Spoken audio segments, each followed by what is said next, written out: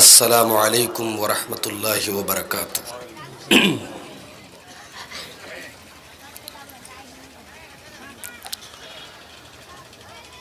الحمد للہ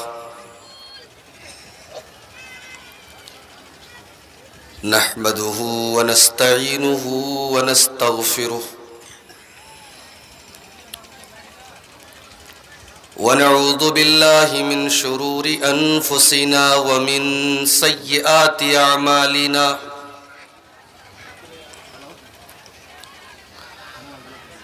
من يهده الله فلا مضل له ومن يضلل فلا هادي له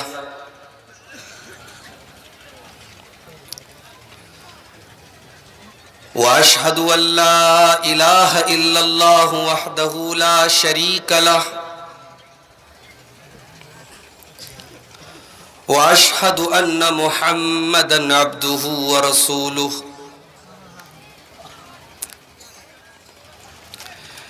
يا أيها الذين آمنوا اتقوا الله حق تقاته ولا تموتن إلا وأنتم مسلمون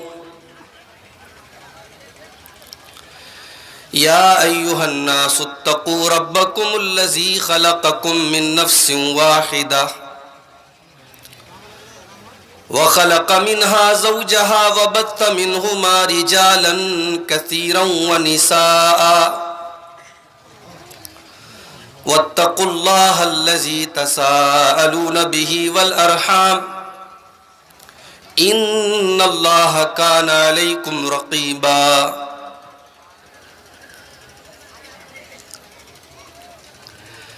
يا أيها الذين آمنوا اتقوا الله وقولوا قولا سديدا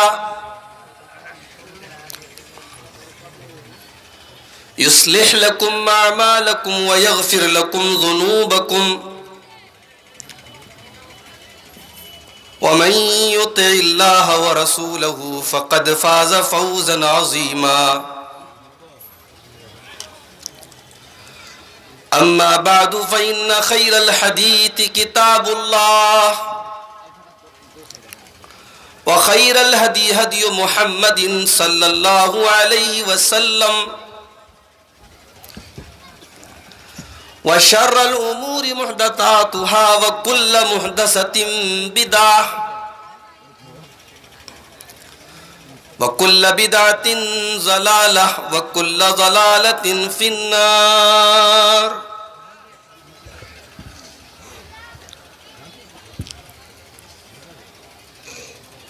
أعوذ بالله من الشيطان الرجيم بسم الله الرحمن الرحيم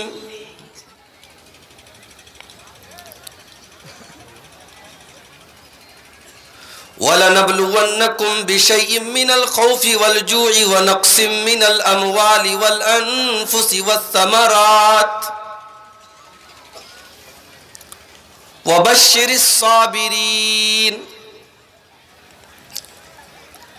الَّذِينَ إِذَا أَصَابَتْهُم مُّصِيبَةٌ قَالُوا إِنَّا لِلَّهِ وَإِنَّا إِلَيْهِ رَاجِعُونَ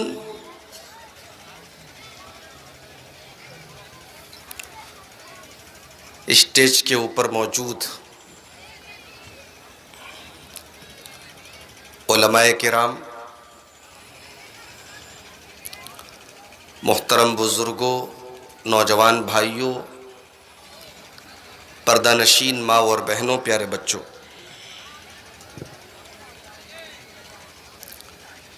چاند شہر میں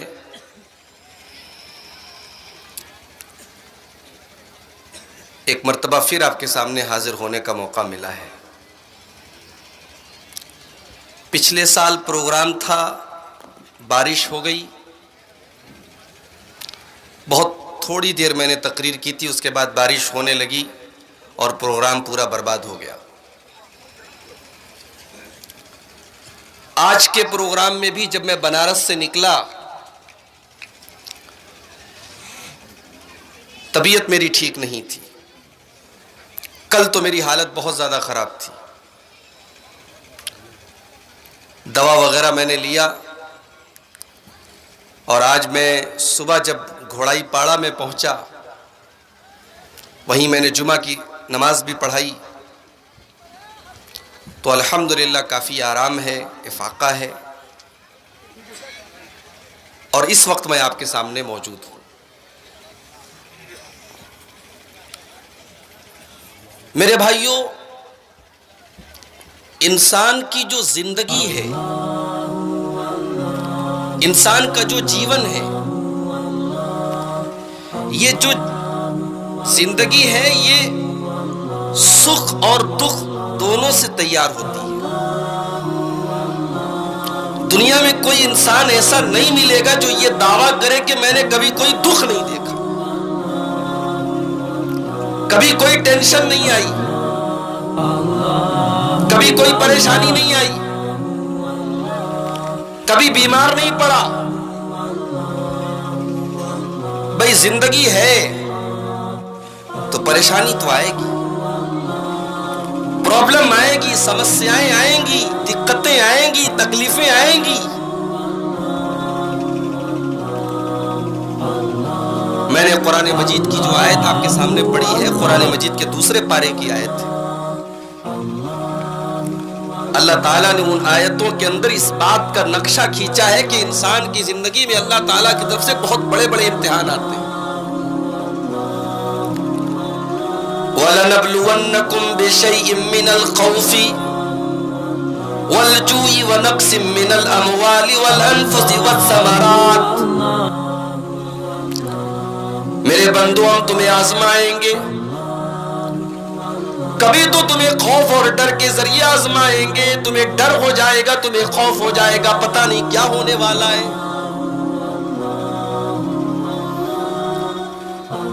کشمیر کے اندر جا کر کے دیکھو، وہاں لوگ اپنے گھروں میں رات میں سوئے ہوئے ہیں، دھڑا دھڑ گولیوں کے چلنے کی آواز آ رہی ہے، بم کے دھماکے کی آواز آ رہی ہے، توپ کے چلنے کی آواز آ رہی ہے، گولیوں کے چلنے کی آواز آ رہی ہے۔ ان کی زندگی خوف میں گزر رہی ہے، پتہ نہیں کب کیا ہو جائے، کب آرمی والے فوج والے گھر میں آ جائیں، کب پولیس والے گھر میں آ جائیں، کب کس کو اٹھا کے لے کے چلے جائیں۔ وَلَنَبْلُوَنَّكُمْ بِشَيْءٍ مِّنَ الْخَوْفِ، ہم تمہیں کبھی آزماتے خوف کے ذریعے، وَالْجُوعِ، اور کبھی ایسا ہوتا ہے کہ ہم تمہیں بھوک کے ذریعے بھی آزماتے ہیں۔ دوپہر کو کھانا ملا شام کو بھوکے، شام کو کھانا ملا دوپہر کو بھوکے۔ لاک ڈاؤن کا ٹائم آپ نے دیکھا، بہت سارے ہمارے قریب بھائیوں کے یہاں ایک ٹائم کا کھانا بھی مشکل سے ان کو نصیب ہو رہا تھا، ایسے حالات بھی آئے۔ تو اللہ تعالیٰ کبھی تو تمہیں خوف کے ذریعے آزمائے گا، کبھی تمہیں بھوک کے ذریعے آزمائے گا۔ وَنَقْصٍ مِّنَ الْأَمْوَالِ، اور کبھی اللہ تبارک و تعالیٰ تمہیں مال کی کمی کے ذریعے بھی آزمائے گا۔ تمہارا بزنس نہیں چلے گا، تمہارا کاروبار نہیں چلے گا، کاروبار میں گھاٹا ہو جائے گا، کاروبار میں مندی آ جائے گی۔ وَالْأَنفُسِ، اور کبھی اللہ تعالیٰ تمہیں جان کی کمی کے ذریعے بھی آزمائے گا۔ تمہارا کوئی اپنا تم سے جدا ہو جائے گا، تمہارا باپ دنیا سے چلا جائے گا، تمہاری ماں دنیا سے چلی جائے گی، تم کچھ نہیں کر پاؤ۔ بھئی اللہ کا فیصلہ آ گیا۔ میں نے یہ منظر اپنی آنکھوں سے دیکھا، زیادہ پرانی بات تو نہیں ہے، اکتوبر کی 9 تاریخ تھی۔ میری ماں رات میں 10 بجے اچانک درد محسوس ہوا سینے میں، جلدی سے مجھے بلایا۔ اتفاق میں تو تقریروں میں باہر بھی رہتا ہوں، سفر میں بھی رہتا ہوں، اتفاق کی بات میں گھر پہ تھا۔ ماں کے پاس گیا، کہا کہ سانس لینے میں دقت ہو رہی، ڈاکٹر کے یہاں لے کے گیا، بائک پر بٹھا کر کے، اسکوٹر پہ بٹھا کر کے۔ میں گاڑی چلا رہا تھا، چھوٹا بھائی میرا پیچھے سے ماں کو پکڑے ہوئے تھا۔ ہاسپٹل میں جانے کی نوبت نہیں آئی، ہاسپٹل میں جیسے ہی گاڑی میری داخل ہوئی، میری ماں کا بے جان جسم گاڑی سے زمین پر گر گیا۔ روح نکل گئی. ابھی میرے چھوٹے چھوٹے 3 بھائی ہیں, شادی کرنی ہے. بہت سارے سپنے دیکھے ہوں گے. میری ماں نے موت کا فرشتہ آیا, لے کے چلا گیا. نہ میں کچھ کر سکا, نہ میرے والد کچھ کر سکے, نہ میرے بھائی کچھ کر سکے, نہ میری بہن کچھ کر سکی. اللہ تعالیٰ جان کی کمی سے بھی آزماتا ہے. ہمارا کوئی اپنا ہمیں چھوڑ کے چلا جاتا ہے اور ہماری آنکھوں کے سامنے اس کی روح نکل جاتی ہے. ہمارے پاس پیسہ ہے, دولت ہے, ڈاکٹر ہے, علاج ہے, دوا ہے. موت کا کوئی علاج نہیں ہے ہمارے پاس. اللہ تعالیٰ قرآن میں کہتا ہے فَلَوْلَا إِذَا بَلَغَتِ الْحُلْقُومَ, جب کسی کی جان نکلنے کا ٹائم آتا ہے اور جب روح یہاں تک پہنچ جاتی ہے, جب روح حلق تک پہنچ جاتی ہے, وَأَنْتُمْ حِينَئِذٍ تَنْظُرُونَ, اور تم اپنی آنکھوں سے دیکھتے ہو تمہارا کوئی اپنا دنیا سے جانے والا ہے, تمہاری ماں جانے والی ہے, تمہارا باپ جانے والا ہے, تمہارا بیٹا جانے والا ہے. وَأَنْتُمْ حِينَئِذٍ تَنْظُرُونَ تَرْجِعُونَهَا إِن كُنْتُمْ صَادِقِينَ, تو میرے بندو تم مرنے والے کو ذرا موت سے بچا کر کے تو دکھا دو. نہیں بچا سکتے تو روح کو نکلنا ہے, روح نکل جائے گی, ہم اور آپ بچا نہیں سکتے.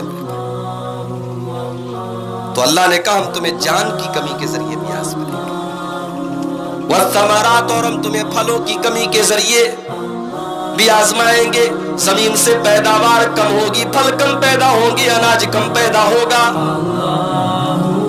یہ ساری مصیبتیں تمہارے اوپر آئیں گی.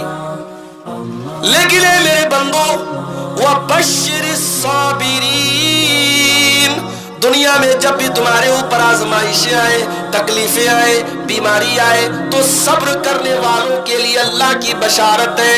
اللہ اپنے نبی سے کہہ رہا ہے اے میرے نبی صبر کرنے والوں کو بشارت سنا دو. یہ صبر کرنے والے کون ہیں؟ اللہ نے آگے کی آیت میں وضاحت کی کہ صبر کرنے والے کون ہیں. الذین اذا اصابتهم مصیبۃ قالوا انا للہ وانا الیہ راجعون, صبر کرنے والے وہ لوگ ہیں جب ان کے اوپر کوئی مصیبت آتی ہے, کوئی پریشانی آتی ہے, چاہے ان کا بچہ دنیا سے چلا جائے, ان کی بیٹی دنیا سے چلی جائے, ان کا مال چلا جائے, ان کے ساتھ کوئی ایکسیڈنٹ ہو جائے, کوئی نقصان ہو جائے, کوئی پریشانی آ جائے, جب بھی ان کے اوپر کوئی پریشانی آتی ہے ان کی زبان سے ایک ہی جملہ نکلتا ہے انا للہ وانا الیہ راجعون, ہم تو اللہ ہی کے لیے ہیں اور اللہ ہی کی طرف پلٹ کر کے جانے والے ہیں. ہماری اوقات کیا ہے, ہماری طاقت کیا ہے, ہمیں اللہ نے بنایا ہے اور اللہ ہی کی طرف ہم کو جانا ہے. تو مصیبت آئے گی میرے بھائی زندگی. اگر آپ ایسی زندگی چاہتے ہیں جس میں کوئی دکھ نہیں, کوئی پریشانی نہیں, کوئی سمسیا نہیں, ایسی زندگی دنیا میں نہیں ملے گی, جنت میں ملے گی. جنت میں بیماری نہیں ہے, جنت میں ٹینشن نہیں ہے, جنت میں سمسیا نہیں ہے, جنت میں کوئی تکلیف نہیں ہے. جب جنتی جنت میں جائیں گے, اللہ تعالیٰ نے قرآن میں نقل کیا, جب جنتی جنت میں جائیں گے کہیں گے وَقَالُوا الْحَمْدُ لِلَّهِ الَّذِي أَذْهَبَ عَنَّا الْحَزَنَ إِنَّ رَبَّنَا لَغَفُورٌ شَكُورٌ, اے اللہ تیرا شکر ہے تو نے ہم کو جنت میں ڈالا ہے, اس جنت میں کوئی غم نہیں ہے, کوئی تکلیف نہیں ہے, کوئی سمسیا نہیں ہے. لَا يَمَسُّنَا فِيهَا نَصَبٌ وَلَا يَمَسُّنَا فِيهَا لُغُوبٌ, جنت میں کوئی بور نہیں ہوگا, جنت میں کوئی پریشان نہیں ہوگا, جنت میں کوئی بیمار نہیں ہوگا. ایک بات اور بتاؤ بھئی, آپ کے گھر میں عورتیں ہیں نا, عورت بہت خوبصورت ہے, مگر کچھ چیزیں ایسی ہیں کہ عورت ان سے بچ نہیں سکتی. جیسے عورتوں کے ساتھ جو ایک اللہ تعالیٰ نے ایک فطری ایک مسئلہ رکھا ہے ہر مہینے میں, وہ مسئلہ تو ان کے ساتھ دنیا میں رہتا ہے, جنت میں عورتوں کے ساتھ وہ مسئلہ بھی نہیں رہتا. اللہ تعالیٰ نے جنت میں ہر قسم کی کی پریشانیوں سے آزاد رکھا ہے اپنے بندوں کو. جنت میں کوئی پریشانی, کوئی بیماری, کوئی دقت, کوئی تکلیف نہیں. لیکن دنیا میں ہوگی میرے بھائی. اب دنیا میں جب تکلیف آئے, پریشانی آئے, بیماری آئے تو ہم کیا کریں؟ کیا ہم وہ کام کریں جو ہماری ایک بہن نے احمد آباد کے اندر کیا ہے؟ عائشہ بانو ایک مسلمان لڑکی, بہت کم عمر کی لڑکی, 22-23 سال اس کی عمر تھی, پڑھی لکھی لڑکی تھی. احمد آباد کے اندر اس نے سابرمتی ندی میں کود کر کے جان دے دی, سوسائڈ کر لیا, آتم ہتیا کر لی. اور آتم ہتیا کرنے کے پہلے اس عائشہ بانو نے ایک ویڈیو بھی بنایا اور اس کا وہ ویڈیو سوشل میڈیا پر عام ہو گیا. اس ویڈیو کے اندر اس نے بتایا کہ وہ اپنی زندگی سے بہت زیادہ پریشان ہو گئی تھی. اس کی شوہر کے ساتھ اس کا معاملہ صحیح نہیں چل رہا تھا. اس کے سسرال والے جہیز کی ڈیمانڈ کر رہے تھے. وہ اپنے مائکے میں بھی رہ رہی تھی, وہاں بھی چین سے لوگ رہنے نہیں دیتے تھے. وہ اپنی زندگی سے اتنی مایوس ہو گئی کہ اس نے اپنی جان دینے کا فیصلہ کر لیا. اس نے آتم ہتیا کرنے کا فیصلہ کر لیا اور جان دینے کے پہلے اس نے وہ ویڈیو بنایا. بہت سارے لوگوں نے عائشہ بانو کا وہ ویڈیو دیکھا, دیکھ کر کے تکلیف ہوئی. مگر یہ بات یاد رکھو, عائشہ بانو نے جو کام کیا وہ غلط کیا. زندگی میں جتنی بڑی بھی سمسیا آ جائے, پریشانی آ جائے, تکلیف آ جائے, ہمیں یہ ادھیکار نہیں ہے, ہمیں یہ رائٹ نہیں ہے کہ ہم اپنی جان دے دیں, ہم آتم ہتیا کر لیں. یہ زندگی ہماری نہیں ہے میرے بھائی, یہ زندگی اللہ نے دی ہے, یہ جیون اللہ نے دیا ہے, یہ اللہ کی امانت ہے اور ہمیں اور آپ کو یہ حق نہیں ہے کہ اس زندگی کو ہم ختم کر دیں. اسی لیے اللہ تعالیٰ نے قرآن میں فرمایا وَلَا تَقْتُلُوا أَنفُسَكُمْ إِنَّ اللَّهَ كَانَ بِكُمْ رَحِيمًا. میرے بندو تم آتم ہتیا نہ کرو, تم سوسائڈ نہ کرو, تم خودکشی نہ کرو, تم اپنے آپ کو قتل مت کرو. إِنَّ اللَّهَ كَانَ بِكُمْ رَحِيمًا. اللہ تعالیٰ تو تم پر بہت بڑا مہربان ہے, رحم کرنے والا ہے. اللہ تعالیٰ کبھی اس بات کی اجازت نہیں دے گا کہ تم آتم ہتیا کر لو, خودکشی کر لو. بھئی کیا ہمارے نبی پر پریشانی نہیں آئی؟ دنیا میں کہتے ہیں کہ سب سے زیادہ بے سہارا جو ہوتا ہے وہ یتیم بچہ ہوتا ہے, جس کے باپ, جس کی ماں نہ ہو, جس کا باپ نہ ہو, وہ بے سہارا ہوتا ہے. اللہ نے اپنے نبی کو یتیم بھی بنایا. میرے نبی جب پیدا ہوئے باپ کا سایہ آپ نے نہیں پایا, باپ آپ کو نہیں ملے, باپ کا پیار آپ کو نہیں ملا. دادا نے انگلی پکڑ کے اپنے پوتے کو پالا. 6 سال کی عمر ہوئی, نبی اکرم صلی اللہ تعالی علیہ وسلم کی ماں بھی دنیا سے چلی گئی, ماں کا بھی انتقال ہو گیا. اللہ کے نبی اناتھ ہو گئے, یتیم ہو گئے, ماں بھی چلی گئی, باپ بھی دنیا میں نہیں ہے. میرے پیارے بھائیوں, تم دکھ کی بات کرتے ہو, تم تکلیف کی بات کرتے ہو. میرے نبی نے تو بچپن سے دکھ دیکھے, بچپن سے تکلیفیں دیکھی ہیں. 8 سال کے ہوئے, آپ کے دادا نے, جنہوں نے بڑے پیار سے آپ کا نام محمد رکھا تھا, وہ دادا بھی آپ کو چھوڑ کر کے دنیا سے چلے گئے. آپ کے چچا ابو طالب نے آپ کو پالا پوسا.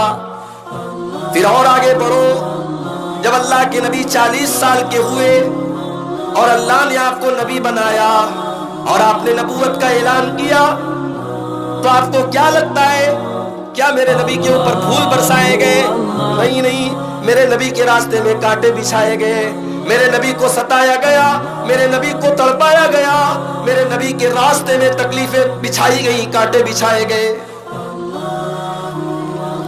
حالات یہاں تک آ گئے کہ 3 سال تک میرے نبی کے خاندان کا بائیکاٹ کیا گیا. میرے نبی کے پورے خاندان کو، چھوٹے چھوٹے بچوں کو پورے سماج سے کاٹ دیا گیا، اور پیڑ کے پتے چبا چبا کے میرے نبی کے گھر والوں نے، میرے نبی کے خاندان والوں نے زندگی کاٹی 3 سال تک۔ دکھ کی بات کرتے ہو، تکلیف کی بات کرتے ہو، کیا میرے نبی نے کم تکلیف دیکھی؟ اللہ کے نبی نماز پڑھ رہے، سجدے میں جاتے، عقبہ ابن ابی معیط نام کا ایک ظالم آتا ہے اور وہ میرے نبی کے اوپر اونٹنی کی بچہ دانی لا کر کے رکھ دیتا ہے۔ اللہ کے نبی کے اوپر اونٹنی کی بچہ دانی لا کر کے وہ ڈال دیتا ہے۔ اللہ کے نبی سجدے سے سر نہیں اٹھا پا رہے۔ ایک مرتبہ آپ نماز پڑھ رہے، سجدے میں گئے، ایک کافر آیا اور اس نے چادر ڈال کر کے میرے نبی کا گلا دبانے کی، گلا گھونٹنے کی بھی کوشش کی۔ یہ حالات بھی آئے میرے نبی کے، وہ دور بھی میرے نبی نے دیکھا جب مکہ والوں سے آپ مایوس ہو گئے۔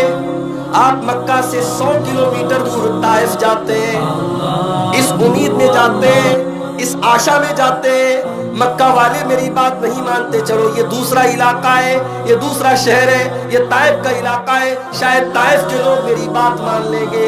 اللہ کے پیارے نبی 100 کلومیٹر کا سفر پیدل طے کر کے طائف جاتے ہیں، 100 کلومیٹر پیدل جاتے ہیں اللہ کے رسول صلی اللہ علیہ وسلم۔ طائف میں پہنچے، طائف کے بڑے بڑے سرداروں کے سامنے نبی اکرم نے اسلام کی تبلیغ کی، کہا کہ اللہ کے سوا کوئی معبود نہیں، میں اللہ کا رسول ہوں۔ لیکن طائف کے ان سرداروں نے بھی میرے نبی کا مذاق اڑایا، انہوں نے میرے نبی کو برا بھلا کہا اے محمد کیا اللہ کو کوئی اور نہیں ملا تھا، اللہ نے تم کو نبی بنا لیا۔ انہوں نے میرے نبی کا کلمہ نہیں پڑھا، الٹے میرے نبی کا مذاق اڑانے لگے۔ میرے نبی کے دل کو تکلیف پہنچی۔ 1 ہفتے تک اللہ کے رسول طائف میں رہے، 1 ہفتے تک آپ طائف میں رہے، لیکن ایک آدمی میرے نبی کا کلمہ پڑھنے کو تیار نہیں، ایک آدمی میرے نبی کی بات ماننے کو تیار۔ جب 1 ہفتہ گزر گیا، اللہ کے نبی سمجھ گئے یہ بڑے پتھر دل لوگ ہیں، یہ پہاڑوں کے بیچ میں رہتے ہیں، ان کے دل بھی پہاڑ کی طرح سخت ہو گئے ہیں۔ اللہ کے نبی نے حضرت زید سے کہا زید چلو اب یہاں سے چلتے ہیں، واپس چلتے ہیں۔ جب اللہ کے نبی طائف سے واپس آنے لگے تو ان طائف کے بدماشوں نے، وہاں جو لچے لڑکے تھے، جو لفنگے لوگ تھے، جو آوارہ لوگ تھے، وہ سڑک کے دونوں طرف کھڑے ہو گئے اور اللہ کے نبی کے اوپر پتھر برسانے لگے۔ او لوگوں، وہ منظر بھی دنیا نے دیکھا، وہ نبی جو رحمت کائنات بن کر کے آئے، وہ نبی جو موصل انسانیت بن کر کے آئے، وہ نبی جو دنیا کو جہنم سے بچانے کے لیے آئے، وہ نبی جو جنت کا راستہ دکھانے کے لیے آئے، آج اس نبی پر دونوں طرف سے پتھر برسائے جا رہے ہیں۔ اتنے پتھر برسائے گئے میرے نبی کے اوپر، میرے نبی کے بدن سے خون رس رس کر کے بہنے لگا، میرے نبی کے جوتے خون سے بھر گئے، میرے نبی کے جوتے خون سے لہو لہان ہو گئے، خون سے سن گئے۔ اللہ کے نبی اپنی جان بچا کر کے کسی طریقے سے طائف سے نکلے، اور طائف سے 3 کلومیٹر آگے جب آپ پہنچے تو ایک کھجوروں کے باغ میں اللہ کے رسول پہنچے، اور ایک کھجور کے پیڑ کے نیچے آپ نے چین کی سانس لی اور اللہ کی بارگاہ میں آپ نے دعا کی، اللہم اشکو الیک ضعف قوتی وقلت حیلتی وہوانی علی الناس۔ اے اللہ تیرا نبی آج تیری بارگاہ میں شکایت کر رہا ہے، اے اللہ آج تیرے نبی پر پتھر برسائے جا رہے ہیں، اے اللہ آج تیرے نبی کو لہو لہان کیا جا رہا ہے، اے اللہ آج تیرے نبی کی کوئی قدر کرنے والا نہیں، تیرے نبی کے مقام کو کوئی سمجھنے والا نہیں، اے اللہ تو نے مجھے کن لوگوں کے حوالے کر دیا ہے، اے اللہ آج تیرے نبی کو یہ دن بھی دیکھنا پڑا، تیرے نبی کو آج طائف کے لوگوں نے پتھروں سے مار مار کے لہو لہان کر دیا ہے۔ میرے نبی نے یہ دکھ بھی دیکھا، میرے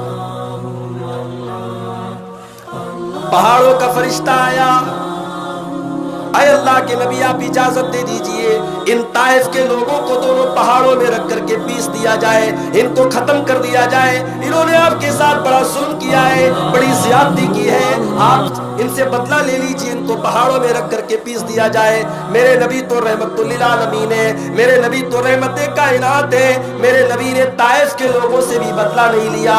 میرے نبی نے فرمایا نہیں نہیں، میں یہ نہیں چاہتا کہ ان کے اوپر اللہ کا عذاب آئے، بل ارجو ان یخرج اللہ من اصلابہم من یعبد اللہ وحدہ۔ اگر یہ ایمان نہیں لاتے، نہ لائے، ہو سکتا ہے کہ ان کی آنے والی نسلیں ایمان لائیں، ہو سکتا ہے کہ ان کی اولادیں ایمان لائیں۔ اگر یہ مسلمان نہیں ہے تو کوئی بات نہیں، ان کی آنے والی نسلیں ایمان لائیں گی۔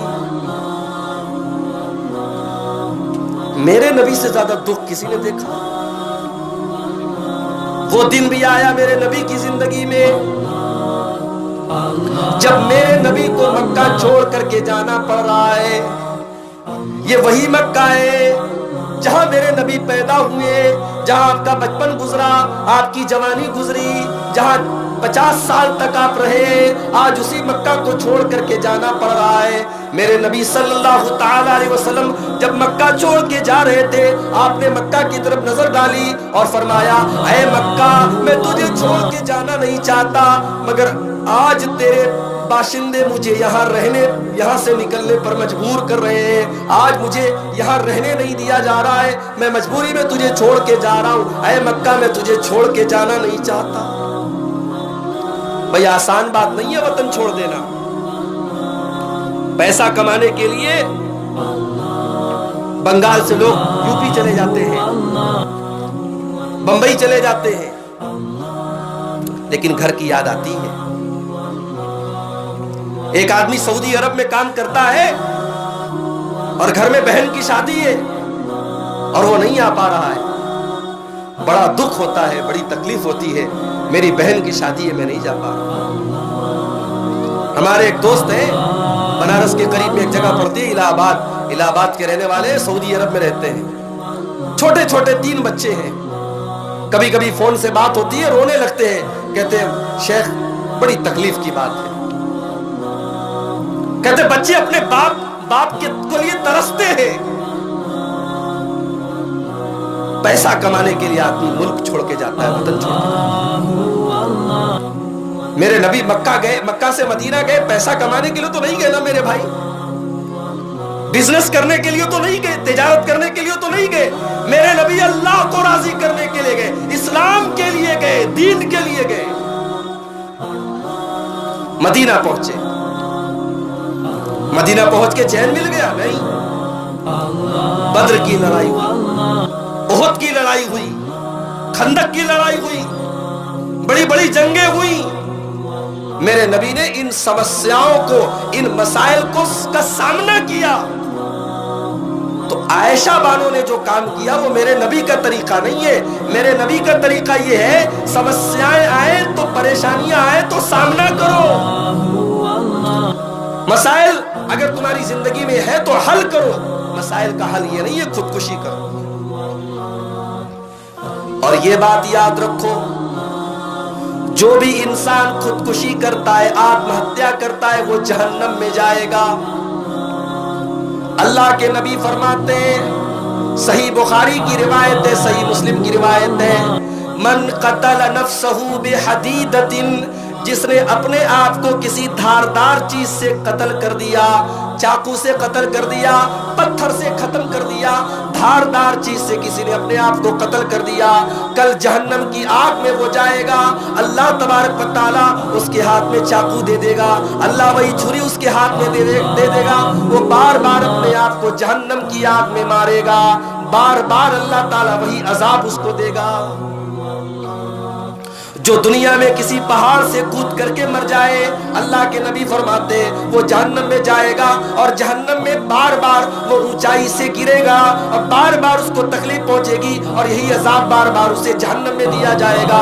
جو دنیا میں زہر پی کر کے آتم ہتیا کر لے، زہر پی کر کے خودکشی کر لے، کل جہنم کی آگ میں بھی اللہ تعالیٰ اس کو زہر دے گا، وہ زہر کو پیے گا، اور زہر کی جو تکلیف ہوگی وہ بار بار اس کو جہنم میں بھی دی جائے گی۔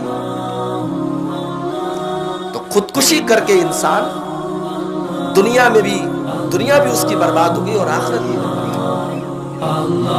ہماری شریعت نے ہمیں یہ تعلیم دی کہ مصیبت آئے تو صبر سے کام لو۔ حضرت ام سلیم کو دیکھو، میری پیاری ماں بہنوں، صبر کس کو کہتے ہیں، برداشت کس کو کہتے ہیں، یہ سیکھنا ہے تو ام سلیم رضی اللہ تعالیٰ عنہ سے سیکھو۔ یہ کون ہے؟ یہ ابو طلحہ کی بیوی ہے، اللہ کے نبی صلی اللہ علیہ وسلم کے بڑے پیارے صحابی ابو طلحہ، ان کی بیوی ہے جن کا نام ام سلیم ہے۔ ان دونوں میاں بیوی کو ایک چھوٹا سا بچہ ہے، بچے کا نام ابو عمیر ہے۔ یہ بڑا پیارا بچہ ہے، اللہ کے نبی جب ابو طلحہ کے گھر آتے ہیں اس بچے کو گود میں لے کر کے کھلایا کرتے ہیں، اس بچے سے پیار کیا کرتے ہیں۔ ایک مرتبہ ایسا ہوا، اللہ کے نبی صلی اللہ علیہ وسلم کے یہ جو صحابی تھے ابو طلحہ، ان کو کسی بزنس کے لیے، کاروبار کے لیے باہر جانا تھا۔ اب یہ باہر جانے لگے، ان کا بچہ بیمار تھا۔ ابو عمیر بیوی سے بولے، میری بیوی میں سفر میں جا رہا ہوں، میرا بچہ بیمار ہے، اس کا خیال رکھنا، اس کی دوا علاج میں کوئی کمی مت کرنا، کوئی کوتاہی مت کرنا۔ بیوی نے اطمینان دلایا، اے میرے سرتاج آپ چین سے جائیے، میں بچے کا پورا خیال رکھوں گی، میں کوئی کمی نہیں کروں گی۔ ابو طلحہ رضی اللہ تعالیٰ عنہ سفر میں چلے گئے، بچہ بیمار ہو گیا۔ ڈاکٹر آ رہے ہیں، دوا علاج کیا جا رہا ہے، مگر بچہ ٹھیک نہیں ہو رہا ہے۔ حالات یہ پیدا ہوئے کہ بچے کا انتقال ہو گیا، بچے کی موت ہو گئی، اور ابو طلحہ بھی سفر سے لوٹے نہیں ہیں، سفر سے آنے والے ہیں۔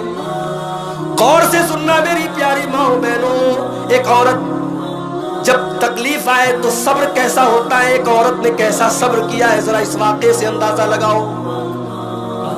بھائی لوگ کہتے ہیں نا کہ ماں سے زیادہ اپنے بچے سے کوئی پیار نہیں کرتا، لیکن ابو طلحہ رضی اللہ تعالیٰ عنہ کی بیوی نے ایک ماں کا بھی کردار ادا کیا اور ایک مسلمان کا بھی کردار ادا کیا۔ بچے کا انتقال ہو گیا، بچے کی لاش کو کنارے رکھا اور گھر والوں سے کہا، خبردار میرے سرتاج آج رات میں آنے والے ہیں، بچے کی موت کے بارے میں کوئی بتانا مت میرے شوہر کو۔ شام کو ابو طلحہ گھر آئے، بخاری کے الفاظ ہیں، آتے ہی پہلا سوال کیا، میرا بچہ کیسا ہے، ابو عمیر کیسا ہے، میرا بیٹا کیسا ہے۔ ام سلیم کہنے لگی، ہے سرتاج آپ کا بیٹا بہت آرام سے، سکون سے، آپ چنتا مت کریں۔ بیوی نے کھانا لگایا، شوہر نے کھانا کھایا، رات کا وقت ہوا، بیوی نے شوہر کے لیے میک اپ کیا،